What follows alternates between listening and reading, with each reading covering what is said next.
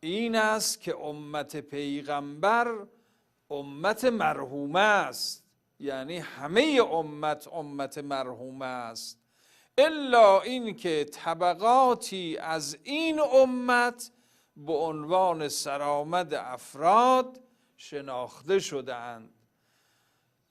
در تعابیر قرآنی گاهی تفضیل را به علم، به قدرت، به معنویت و تقوا داده است و هیچ تردیدی در آن نیست که اون که در نزد خدا مقرب هست تقرب به تقواست، نه غیر دیگر و نه اوصاف دیگر.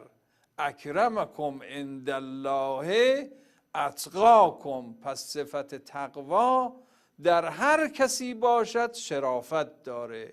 البته تعابیر دیگری هم به این عنوان هست که امتی کالمطر، امت من مانند باران است، کسی نمیدونه اول باران خوبه یا آخرش. این در روایات وارد شده و امثال این روایات به السنه مختلفه برای تعیین شرافت بیان شده. و همچنین تفضیل به اخوان در روایات، یا لیتنی رأیت اخوانی، کاش من برادران خودم را می دیدم. بعض از کبار صحابه سوال کردن یا رسول الله السنا من اخوانک؟ قال لا انتم اصحابی و اخوانی الذین یأتون من بعدی یؤمنون بی ولم یرونی. برادران من کسانی هستند که بعد از شما می آیند، مرا ندیده به من ایمان می آورند، اونها برادران من هستند.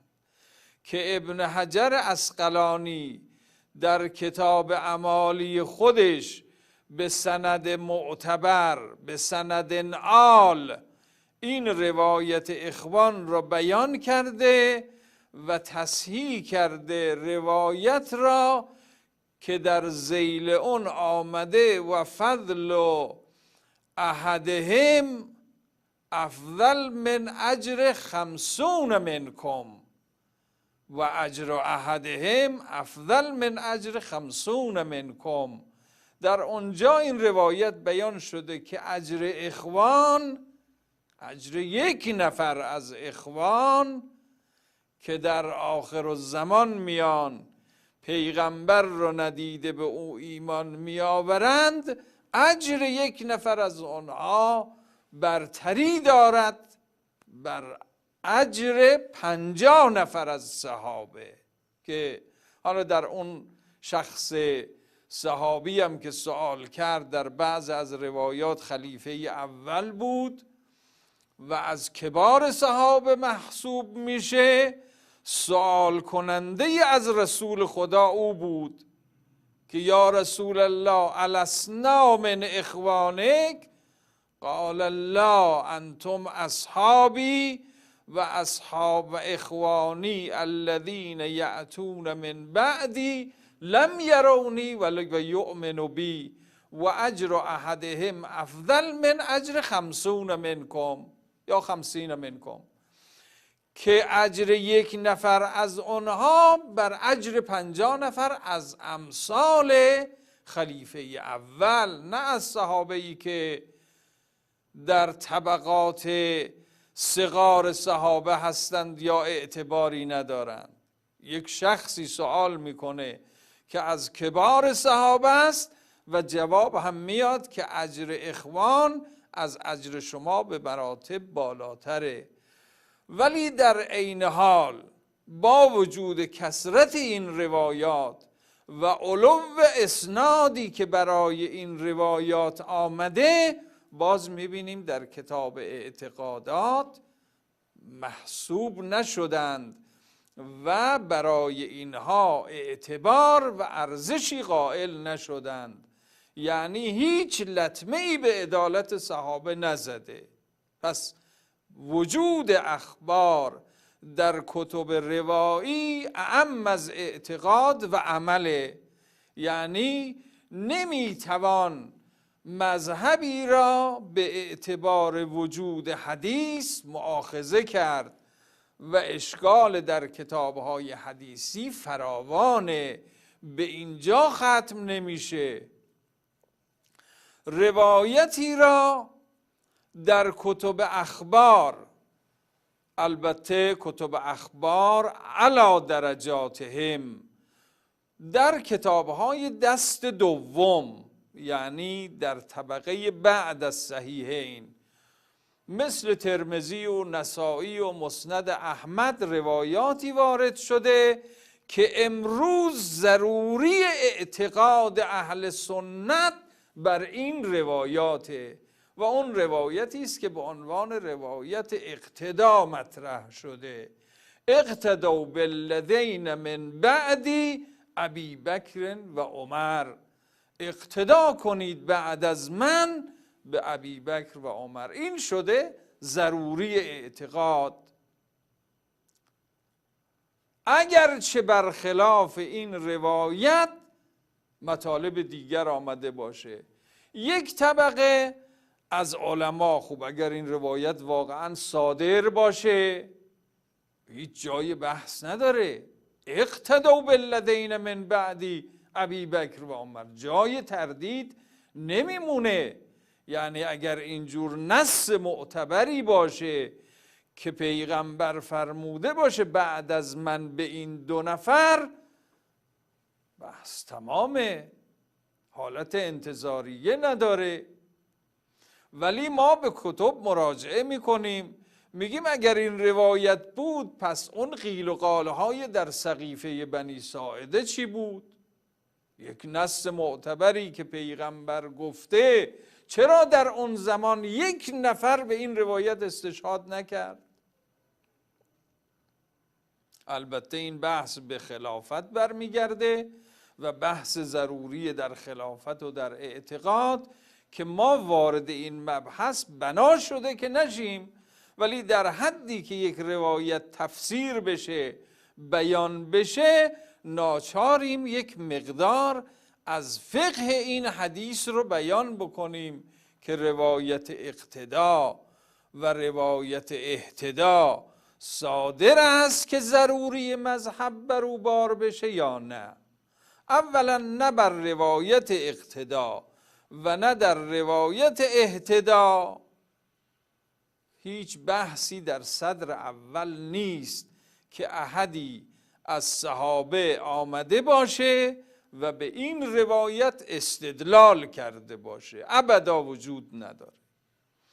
یک طبقه معتقدن که آقا اگر خبری صحیح باشد حتما باید در صحیح بخاری و مسلم آمده باشه. اگر روایتی در بخاری و مسلم ذکر نشده باشه این مساوی هست با ضعف روایت.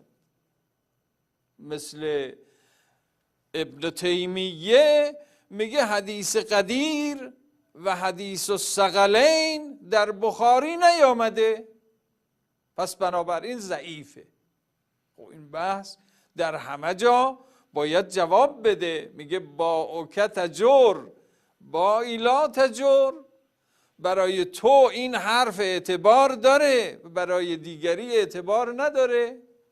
خب اگر روایت بخاری معتبر است و برای اثبات فکر و اعتقاد هر روایتی در صحیح بخاری باشد او ملاک و معیار اعتباره، حدیث اقتدا در بخاری نیامده، پس مساویس با ضعف روایت. این دو مطلب، یکی عدم احتجاج در صدر اول در سقیفه بنی ساعده، عدم استدلال به این روایت، یکی هم عدم ورود در بخاری و مسلم، این حدیث نیامده.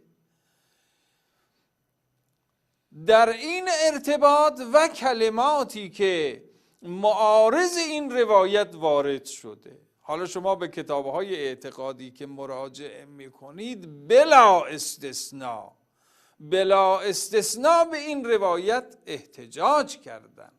در کتاب‌های اصولی با عنوان تقدم روایت شیخین در مبنای تعارض روایی بیان شده، یعنی یک اعتقاد ضروری کالمسلم به اعتبار این روایت در میان مجامع اهل سنت دائر است و هیچ مناقشه‌ای در نزد خودشون ندارند.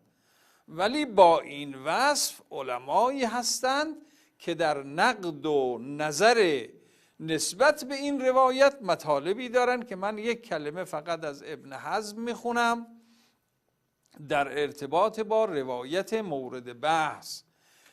روایت اقتدوا بالذین من بعدی در کتاب الفصل فی الملل والاهواء والنحل، افرادی آمدن کتابهایی نوشتن به اعتبار ملل و نحل که از جمله اونها ابن حزمه. البته برای ابن حزم یک بیان خاصی است که از ظاهریه است و کتابهای او هم در بین اهل سنت مورد اعتبار و ارزشه که از جمله اونها ذهبی در احوالات ابن حزم در کتاب سیر مطالب مهمی بیان کرده که در اونجا گفته اگر یکی از این 4 کتاب در نزد هر کسی باشه برای او کافی است و نیاز به کتاب دیگه نداره. یکی از اون 4 کتاب محلای ابن حزمه، یعنی ابن حزم درجه افق او در نزد ائمه حدیث هیچ معارضی نداره. و یکی هم مغنی ابن قدامه، یکی سنن بیهقی و یکی هم کتاب التمهید از ابن عبدالبر در شرح موطأ مالک که حدود 30 جلده. در کتاب الفصل، این کتاب اصولی ابن حزمه، میگه روایت اقتدوا بالذین من بعدی ابی بکر و عمر و اهتدوا بهدی عمار و تمسکوا به عهد ابن مسعود. این روایت چگونه روایتی است؟ مطالبی رو بیان میکنه که ذهبی در مستدرک حاکم همین روایت رو بیان میکنه، میگه سنده واهن، یعنی سندش بیارزشه، واهیه. و اخرجه بنفس الاسناد الترمذی و قال یحیی بن سلمه یضعف فی الحدیث، که یکی از رجال اون یحیی بن سلمه است که تضعیف شده در سند. و فی سند اخرى سالم ابن ابی علا المرادی و قال فیه الذهبی ضعفه ابن معین و النسائی. در سند دیگر سالم ابن علاست که سالم ابن علا هم ذهبی بیان کرده که ابن معین و نسائی تضعیفش کردن. در میزان الاعتدال جلد 2 صفحه 112.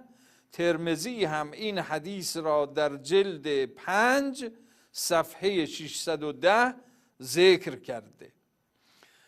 اشاره‌ای که در نهایت مطاف ابن حزم داره این بیانه که الان میخونیم: و تکفی فی الباب شهادت ابن حزم فی الفصل حیث قال. چی میگه ابن حزم؟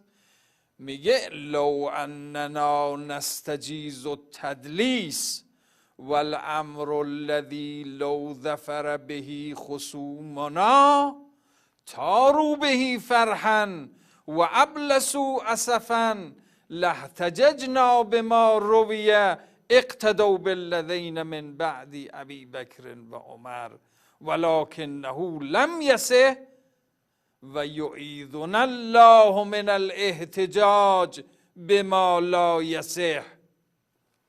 این حرف خیلی حرف قیمتیه. اگر این حرف بر کرسی بنشینه یعنی تمام اعتقادات برباد رفته. میگه اگر ما اجازه بدهیم که در اخذ به اخبار به روایت مدلسین اخذ بشه، یعنی هر خبری رو شما بیایید از نظر دلالی از نظر سندی ضعف داشته باشه و شما به این اخبار اخذ بکنید، این چه میشه؟ لو ظفر بهی خصومنا، اگر دشمنان ما بیان این کار ما رو ببینن تو کتاب ها، چی میشه؟ اگر یک روز دشمنان ما بیایند و این اخبار را در کتاب های ما ببینند که ما به اخبار ضعیف، به اخبار بی اعتبار دادیم و ارزش قائل شدیم به عنوان فکر اعتقادی و عملی، تارو بهی فرحن پر در میارن در آسمان از شادی و خوشحالی.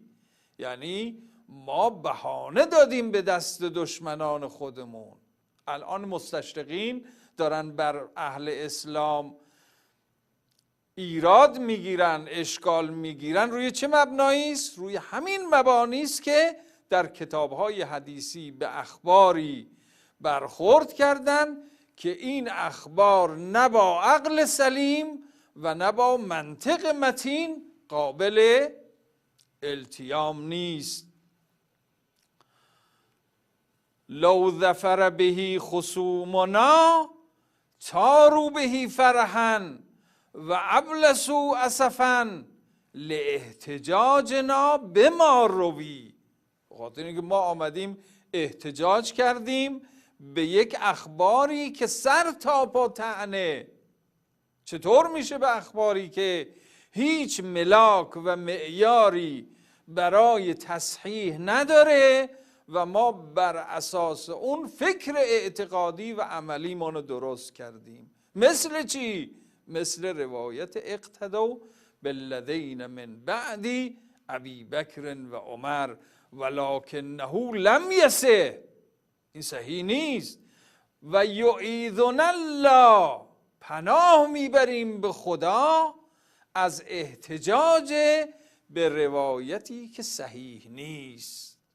این کلمه ابن حزم در کتاب الفصل فی الملل و الاهواء و النحل جلد 4 صفحه 88 مطلب مهمی است، غنیمتی است برای کسانی که فحسب از این روایات کردن.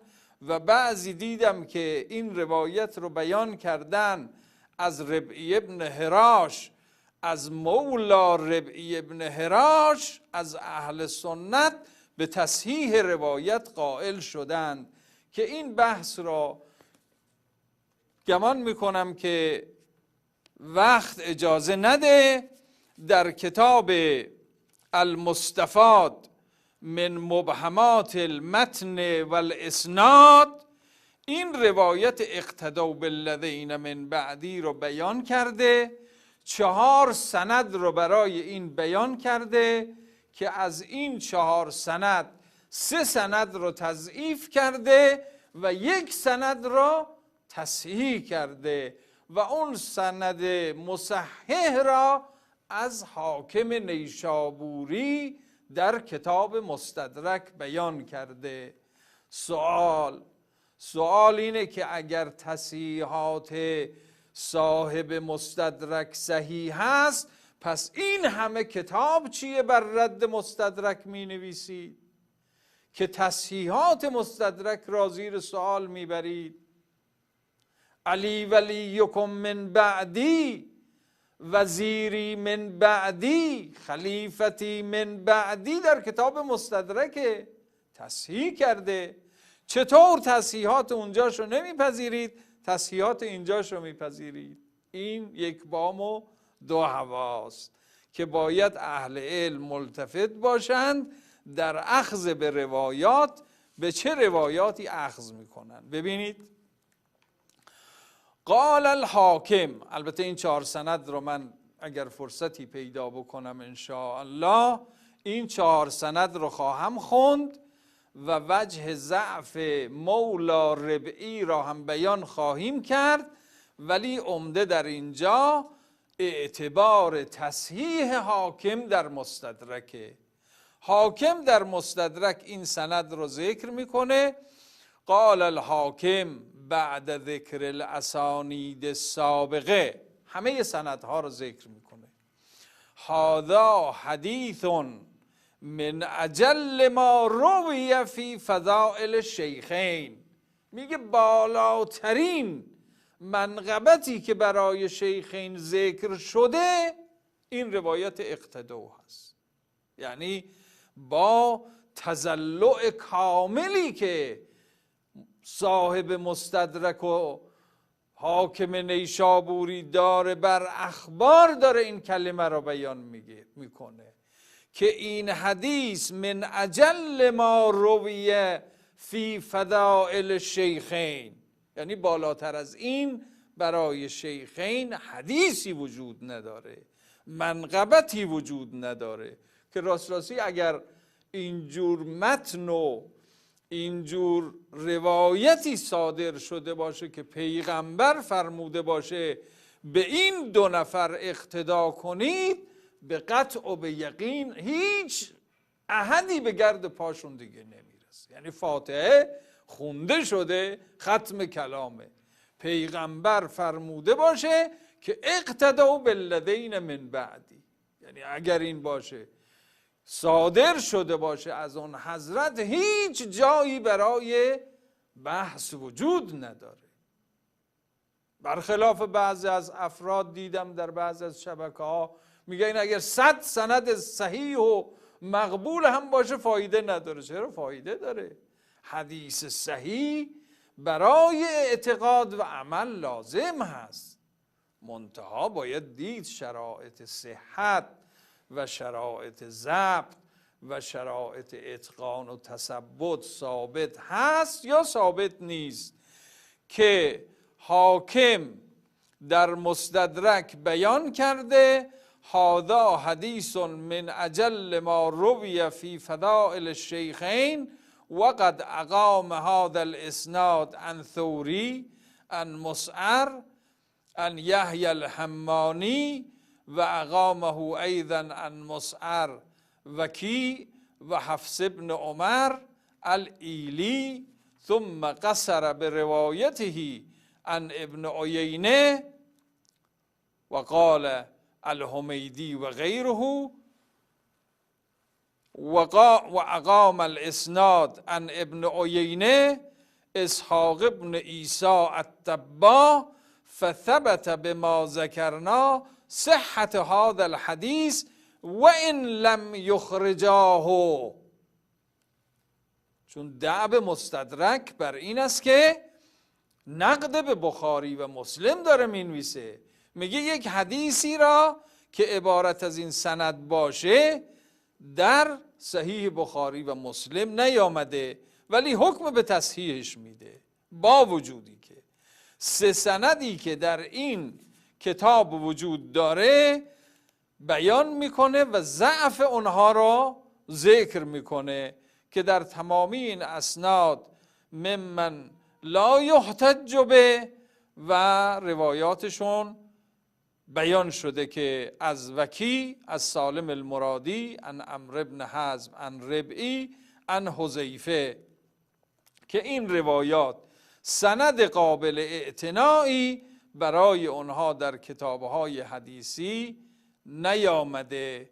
که این بحث رو من اجازه میخوام که در جلسه بعد بیان بکنیم اگر لازم بود، و الا مبحث رو در باب دیگه در عدالت صحابه بحث خواهیم کرد. پس اون چه که ما نتیجه گرفتیم که حدیث اقتدا اگر صادر شده باشه هیچ بحث و حالت انتظاریه‌ای وجود نداره، ولی اشکالات متعددی بر این روایت وارد است، از جمله عدم احتجاج در سقیفه به این روایت، این یک مطلب هست. نبودن این روایت در بخاری و مسلم، این دو بحث که بحث مهمی است که در آنجا این روایت ذیلی داره که با صدر روایت مخالفه. چیه؟ اقتدوا بالذین من بعد ابی بکر و عمر، یعنی تبعیت کنید، اقتدا کنید به این دو نفر. و اهتدوا به هدا عمار، اهتدوا به هدا عمار ابن یاسر. عمار ابن یاسر طریقش با طریقه شیخین مخالفه. چطور جمع بین متناقضین میشه؟ یعنی بین متناقضین جمع شده در این روایت، هم به شیخین و هم به عمار. این اصلا لا یمکنه. سیره و روش عمار یاسر بر این بوده که با طریق شیخین مخالفت و معارضه داشته. از شرطة الخمیس علی ابن ابی طالب سیفی به عنقی و نظری الی عینا علی ابن ابی طالب. عمار اصلا چشمش به چشم علی ابن ابی طالب بود. حذیفه هم گفت در زمان فتنه بعد از رسول خدا وقتی که آمدند، چون حذیفه اعلم به اسماء منافقین بود، پیغمبرم فرموده بود در فتنه بعد از من به حذیفه مراجعه کنی، هرچه حذیفه گفت راه حذیفه رو امتثال کنی. مردم بعد از این که فتنه آغاز شد و اختلاف بین صحابه شد، آمدن در خانه حذیفه که حذیفه تو معرف حضور هستید، پیغمبر تو را مشخص کرده، چه کار کنیم در زمان فتنه؟ حذیفه گفت انظروا الی عمار ابن یاسر، هر جا عمار رفت شما هم برید دنبالش. و نگاه کردن عمار کجا رفته بود؟ در خانه علی ابن ابی طالب زانو زده بود. پس بنابراین صدر و ذیل این روایت با هم نمیخونه. آنچه که به عنوان اقتدا هست و آنچه که به معنای اهتدا هست. انشاءالله در جلسه بعد چون وقت نماز رسیده باقی مطالب رو بیان خواهیم کرد. و صلی الله علی رسول الله و آله الطیبین الطاهرین. فاطمه یا فاطمه یا زهرا، یا فاطمه یا فاطمه یا ام ابی های رسول، یا زهرا ای دختر خیر انام، یا زهرا آینه نور خدا، ای بهترین پیک و پیام، یا فاطمه یا زهرا